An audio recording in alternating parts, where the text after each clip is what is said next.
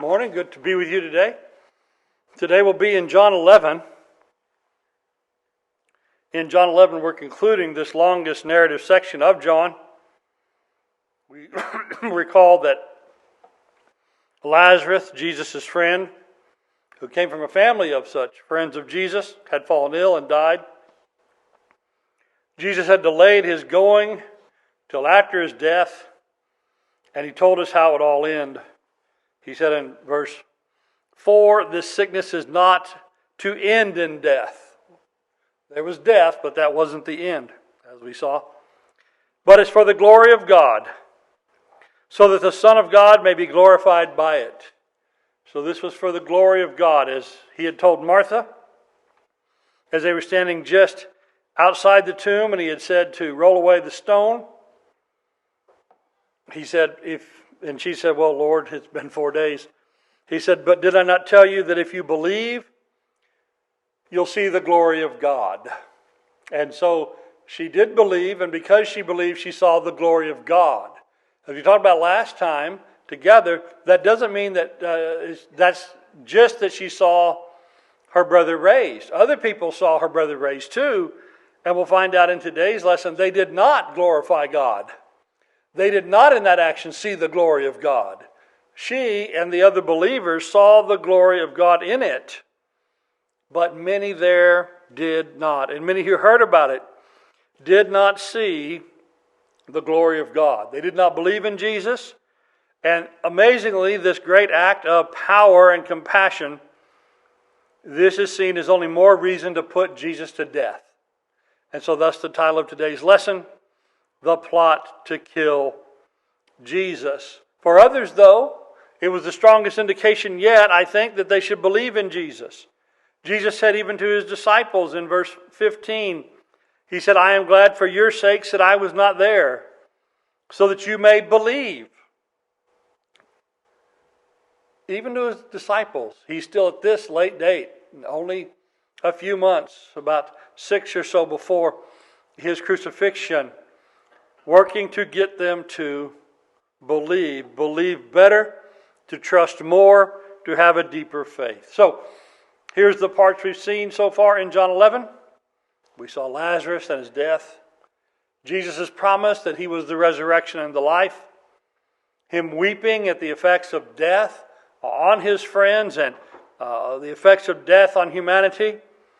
We then last week saw Jesus raise Lazarus. And now we come to the final part, this plot to kill Jesus. Let's read again now the text for the final time. John 11, beginning in verse 45 to the end. Therefore many of the Jews who came to Mary and saw what he had done believed in him. But some of them went to the Pharisees and told them the things which Jesus had done.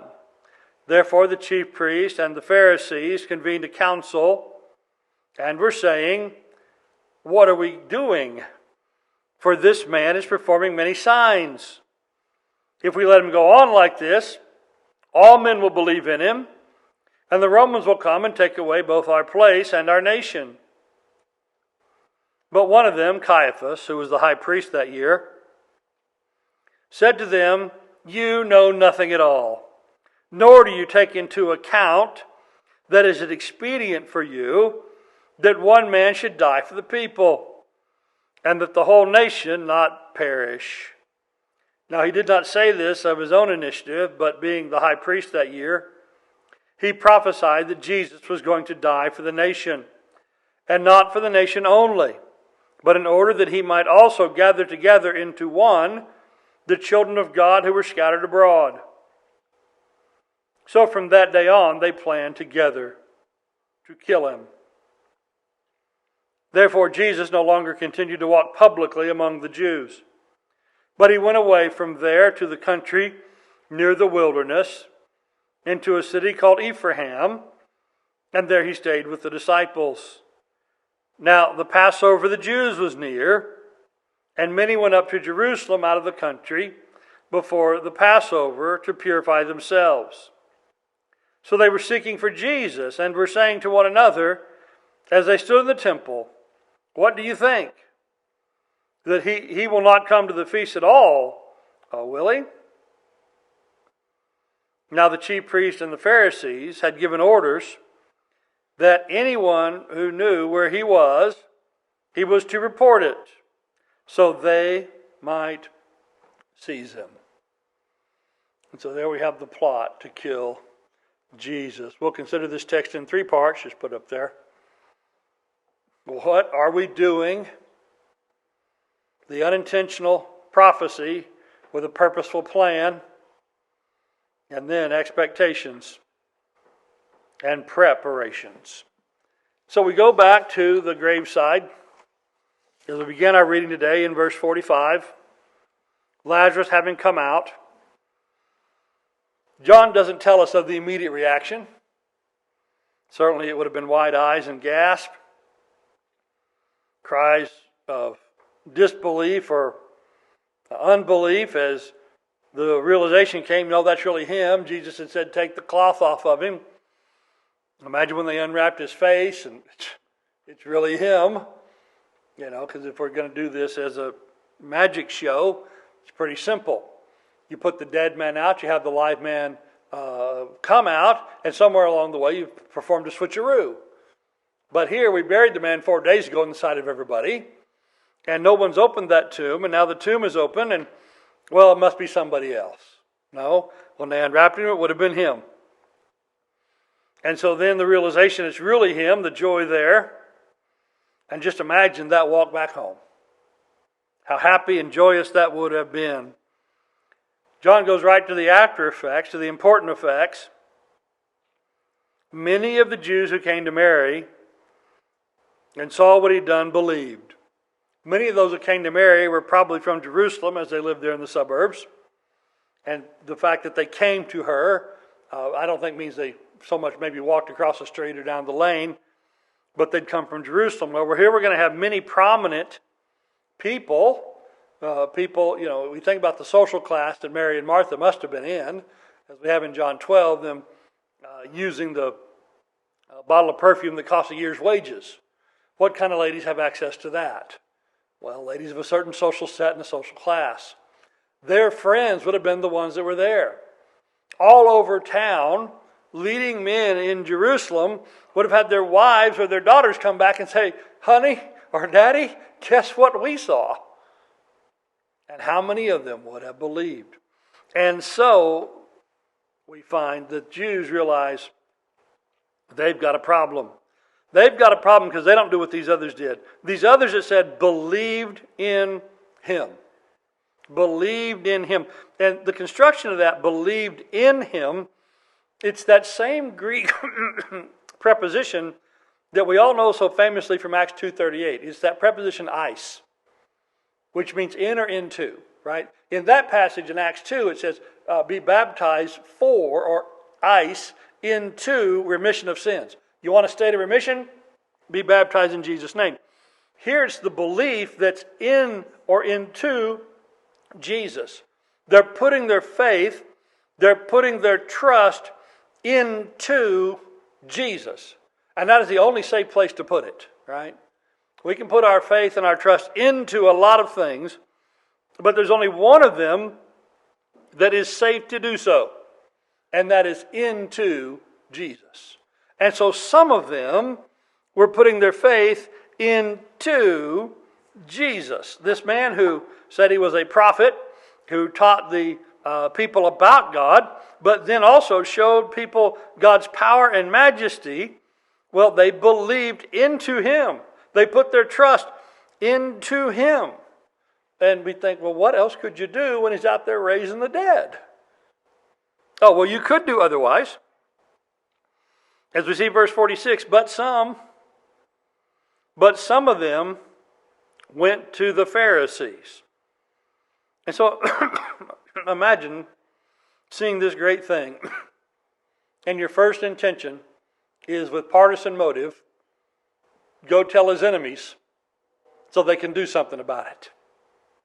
And that's what some have chosen to do. We ask, how is it that some don't believe? What else would it take to make them believe? Well, You're not going to make them believe. We have this through the Gospels. In Matthew 12 and 38, some of the scribes and Pharisees came to him and said, "Teacher, we want to see a sign from you." It's in Mark. The Pharisees came, began to argue with him, seeking a sign from him from heaven to test. And Luke 11, others to test him were demanding a sign from heaven. Well, wouldn't this have been it? Wouldn't this have qualified? They did it, though, to test. They did it to argue. They did it as reasons to not believe. Okay, well, if you're the Messiah, just go ahead and convince us in spite of ourselves. Matthew 16, one more time it goes through this. The Pharisees and Sadducees came up, testing Jesus. They asked him to show a sign from heaven. He said, "An evil and adulterous generation seeks a sign." Well, that's awful harsh. Well, but then he shows them a person from the grave, a person who they went to the graveside of, walked home with them, and they still won't believe. Yes, that's evil, and that is spiritual adultery against God. And so raising one from the dead proved to be no more convincing than healing the lame or giving sight to the blind. And so some of them go one way to the Pharisees, while the others go the other way, putting their trust in Jesus. This is as Jesus had said, Luke 12:51. "Do you suppose that I came to grant peace on earth?" Well, we're in December now. It's about time for us all to be singing "Peace on Earth," right? And quoting Luke. But it's peace on earth to whom God is well pleased, with men whom God is well pleased. And who is God pleased with? Well, no man by their own action, but what if they have faith? God is very well pleased with them, and God blesses them. But what if they don't have faith? No, there's no peace on earth in the coming of the Messiah, and there's no peace on earth in the Messiah coming back if you don't believe in him. So do you suppose that I came to grant peace on earth? No, I tell you, but rather division. For from now on, 5 members in one house will be divided. 3 against 2, and 2 against 3. They will be divided, father against son, and son against father, mother against daughter, and daughter against her mother, mother-in-law against daughter-in-law, and daughter-in-law against her mother-in-law. We've all seen that. Some of us have that experience as we go home today to Sunday dinner, as some come from the worship of God through Jesus Christ, and some will not. And so Jesus is the bringer of peace to those who by humility have faith in him. But in rejection and arrogance, rebellion, resentments, lack of faith, there comes to be all kinds of frictions. And some of these people thought, well, the best way to respond to this is go tattling on a miracle to the Pharisees. This is how partisan they were, that the miracle of the resurrection of Lazarus, which some of them saw in this graveyard, was not a reason for marveling and believing, but for talebearing with evil intent. The power and grace of Jesus and the truth that's in Jesus is attractive to the believers in all regards, but is repellent to those without faith. So the same miracle, which is a stepping stone for many, is a stumbling block for others. They had the same miracle. They had the same evidence. Their mind, though, was made up against Jesus before it started. And so, of course, they remain unconvinced. And here we see working this theme through the Gospel of John, one of the great mysteries, those who believe and those who don't. The Scriptures explain it in several ways, how some believe and some don't. In 2 Thessalonians 2, it's about those who are deceived by wickedness and don't love the truth. In John chapter 3, it's those who love darkness rather than light. And in the prologue in John chapter 1, these famous words, "He came to his own, and those who were of his own did not receive him. But yet as many as received him, to them he gave the right to be the children of God, even to those who believe on his name, who are born not of blood, nor the will of the flesh, or of the will of man, but of God. And so, by the will of God, these people see the work of God and they praise God. And the Pharisees go, hey guys, what are we doing? Verse 47, therefore the chief priests and Pharisees convened a council. We talked in Bible class how these two different groups had different agendas. They had different power structures by which they worked. They would come together from time to time in the Sanhedrin and other ways to work together when a thing demanded the attention of them all. And so now here's a formal meeting. Council convened, chief priests and Pharisees, and they asked a very pertinent question, what are we doing? And actually everybody who approaches Jesus needs to ask that question from time to time. What are you doing? What are you doing? Now what they were doing, and they asked this question kind of admitting that what they had been doing wasn't working. What are we going to do about this? And so we ask ourselves, with Jesus, what are we doing? Are we doing something with him that works? Or something that doesn't work? What is it we're going to do? Now, these go from a pragmatic approach, which was wrong, to now a purposeful approach, which is simply evil. And this is, I think, often the progress of evil, how pragmatic decisions made for selfish reasons end up forming into evil things. And so they get there by pragmatism. These people had been opposed to Jesus, and they'd been opposed to him for a while, back in chapter 5. For this reason, the Jews were seeking all the more to kill him. Well, they didn't like him, and they thought, well, we ought to just get rid of this guy. He's breaking the Sabbath. He's making himself equal to God. Let's get rid of him. And so they were opposed to Jesus, and if he'd fallen into their hands, they certainly would have killed him. But as it says over and over in the Gospel of John, his time had not yet come, and so he escaped them.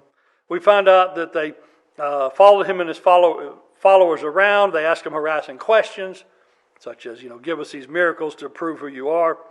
They made him and his followers uncomfortable in the synagogues and the neighborhoods so that, we'll be in charge here and not those folks. They've made it so much so that he and his closest companions, they don't even want to go down to be near Jerusalem. They just show up for the feast and pop right back out. But so far, this level of harassment and this level of opposition, from their perspective, doesn't seem to be working. What's it getting them? So the question, what are we doing? He's getting more popular. He's coming right up to the edge of town and raising people from the dead. Have you heard what my wife and daughter have been saying? Because they went out there with their friend Mary. And so, what are we going to do? And again, it's only a worldly concern of what we're going to do. It's not the question of what are we going to do with our souls. It's not that question. They don't even seem to consider that question. They don't answer or seem to consider the question, is Jesus right or is Jesus wrong? But only if Jesus keeps on being popular, where does that leave us? Because they think that they will lose their nation. They'll lose their position. That if everybody follows this messianic person, the Romans will come in and take it all away. Now, as it turns out, when your pragmatism leads you to do evil things to try and keep on to worldly attainments, what often happens to those worldly attainments, the worldly things you're trying to preserve? Well, those go away too, right? Those go away too. And these people are going to lose their nation. They're going to lose their society. It's going to go away. It is not going to come back. Nothing like it will ever be seen again. But they seem to think that the way they can preserve it is getting rid of the one that God planned to come in and save them. And so when you just think, well, how can I keep what I got? How can I continue to be comfortable? How can I increase my take? And I need to do some things to other people to do that. You might end up just like these folks, thinking about doing very evil things so that you think you're preserving good things. And this is the process of unbelief and evil, not considering things of right and wrong and true before God or not. But if people follow Jesus, and heaven forbid if we had followed Jesus, what would that mean to the way we're living? And I think there's a lot of people today reject Jesus for the very same reason. Not for the truth that Jesus teaches, not for the truth and clarity of the Bible message, but for the thought of, if I follow Jesus, what's this going to cost? Right? And so I think it'd just be better if we continue on as it was, and we tamp down any of that Jesus stuff, and we follow as we've been going. And so people see the strain it would be on personal life and personal relationships, on professional relationships, and development of other things that are not spiritual, and we want to cultivate that instead of the things of Christ. And so these people here are pragmatic, and they're cynical. Well, we're fixing to see their leaders just plain mean. And it's like, man, that looks like the world today. It is. And it's the same thought process that goes. And so people end up rejecting Christ today in the same way as they did then. And Christ and his followers, they're just a fly in the ointment. They're a thing that we need to minimize and disperse. And we need to get rid of them. So now comes the unintentional prophecy. It's going to lead to a very intentional plan, a plan to do evil, a plan to do wrong. And they're not even going to realize how they got there. We start with Caiaphas. Now, Caiaphas is a real prince of a character. We're not going to like him any place he shows up in the book. And you can do a word search for Caiaphas and find him several places. He is the high priest. He was the high priest, we're told, from AD 26 to AD 32 by historical authorities. He is the son-in-law of Annas. So we have Annas and Caiaphas often working together. If the Jews had been totally on their own, allowed to do as they liked, Annas would have been the high priest. But the high priest kept getting crossways with the Romans. And the Romans kept saying, you cannot be high priest anymore. We need another high priest. And the Jews would only accept a high priest from the high priestly family. And so you had a very limited pool of people to draw from. And so eventually all of Annas' sons and several of Annas' son-in-laws are the high priest. But from the Roman perspective, it never really changes all that much because they're all of the same corrupt family of the same mindset.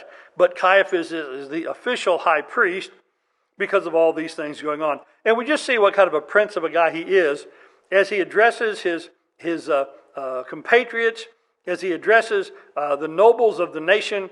And he starts off with the winning line, you know nothing at all. Great way to start a speech. Right? And then he doubles down on that, nor do you take into account. So you don't know anything and you haven't thought about what I'm fixing to put out there for you. And so we're so happy that this selfish and rudely presenting man is now going to actually speak spiritual truth from God. But of course he definitely, as the text tells us, won't realize it because that's the kind of guy that he is. So you don't know anything and you don't consider. So I'm the only one thought about this because the rest of you adults haven't. He said that it is expedient for you that one man should die for the people, that the whole nation not perish. Well, he does finally do one thing, I suppose, that is a winning strategy, aside from being in power. Because if you want people to follow your line of argument, you've got a couple of things to do. One is you can charm them. He's obviously not trying hard on that account. Another is you can just be in charge and people have to do what you say. We've got some of that going on. But the other is appeal to their desires, or in this case, their greed and their selfishness. So he also has that going for them. He says, it is expedient that for you, that somebody else should die. So don't you know it'd be good for us if this guy was just gone? If this guy would die, it would be good for us. And that way the whole nation not perish. Now, in the sense of preservation of the nation that he wants, this plan goes terribly. Because there's one society that just went away, and it did not wasn't preserved. Where is the place where Jews around the temple, organized into synagogues, have lived in the 2 centuries since he said, we're going to preserve the nation? No. So in the sense of preserving that he wants, it happened none at all. All that political and social structure that he was trying to keep going, well, he couldn't have had a more disastrous plan. But he did say, it's good for us and it's good for the nation if one man dies. Well, it turns out that's the exact truth of the gospel, isn't it? It was good that one die on behalf of the nation. So we have an unintentional prophecy. It's happened a couple of times in the life of Jesus. We think about this. What the Pilate, kind of in order to goad the Jews a bit, put on the sign above Jesus' head at the cross. This is Jesus, King of the Jews. I don't think that Pilate fully believed that, but he knew that Jesus claimed it, and he put it up there, I think, to make the Jews mad. Well, he made the Jews mad, but he also proclaimed the truth, because here is Jesus, the King of the Jews. There's another time where the Jews in John 7 were kind of intentionally misunderstanding what Jesus was saying, and so they said to one another, what does this man intend to do that we cannot find him? He does not intend to go to the dispersion among the Greeks, does he, and teach the Greeks? Is he going to go teach the Gentiles? Oh. Well, what's the great gospel plan? That the gospel's taken to the Gentiles, right? Ephesians 2, quoting Isaiah, peace was preached to those who were near, and peace was preached to those who were far off. And so the gospel was preached. And so the people decide, the people in this official meeting decide, yeah, let's do what he says. Let's make it a plan then to kill this man. So from that day, verse 53, they planned together to kill Jesus. That's our title of today's sermon, The Plot to Kill Jesus. Again, we already mentioned back in 5:18, they wanted to kill him, to stone him for the things he was teaching. In 732, they tried to arrest him. In 859, they picked up stones to stone him. And of course, early on in Nazareth, they just tried to throw him off a cliff, but that wasn't exactly the same people, but the same attitude. So it always had kind of been, an option, if it ever comes up, that we can just kill this guy and get rid of him. But now it becomes official state policy. Now it becomes a plan together that everybody knows and everybody is working on. Again, he came into his own, and his own received him not. Or the words of John in 1 John 4, that God sent his only begotten Son into the world so that we might live through him, and they decided to kill him. Peter will say in Acts 3, he said, you put to death the Prince of Life and you ask for a murderer instead. But again, in doing that, as the prophecy said, this was for the good of the nation, and this is what offers the nation ultimate salvation. So they had an unintentional prophecy, and they put a purposeful plan, just like Psalm 2 says. They came together in rebellion and devised foolish things against the Lord and his anointed. So they have devised these futile plans. So with that then, we now come to our last section, the expectation and preparation. So John kind of fast forwards us now several months.